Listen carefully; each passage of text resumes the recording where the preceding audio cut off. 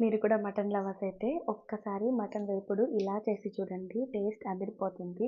First అయితే mutton బాగా clean చేసుకొని కొద్దిగా పసుపు, ధనియాల పొడి, తగినంత కారం వేసి బాగా కలిపి టేస్ట్‌కి సరిపడా కొంచెం ఉప్పు కూడా వేసుకొని ముక్కలు మునిగేలా కొంచెం వాటర్ వేసి ఒక 7 విజిల్స్ వచ్చే వరకు కుక్ చేసుకోవాలి. ఇంకో కడాయి పెట్టి అందులో ఆయిల్ యాడ్ చేసుకొని జీలకర్ర, పచ్చిమిర్చి, జీడిపప్పులు వేసి అవి బాగా వేగినాక కొన్ని కరివేపాకు రెమ్మలు వేసి చిట్లించుకోవాలి. ఇప్పుడు ఒక పెద్ద సైజ్ ఆనియన్ చిన్నగా తరిగి మంచిగా వేగనివ్వాలి. ఒక మీడియం సైజ్ టమాటా కూడా వేసి కొంచెం మెత్తబడ్డాక అల్లం వెల్లిగడ్డ పేస్ట్ కూడా వేసి పచ్చి వాసన పోయే వరకు వేపుకోవాలి. ఇప్పుడు ఇందులో ముందుగా ఉడికించిన మటన్ ముక్కలు వేసి బాగా కలిపి మూత పెట్టుకోవాలి.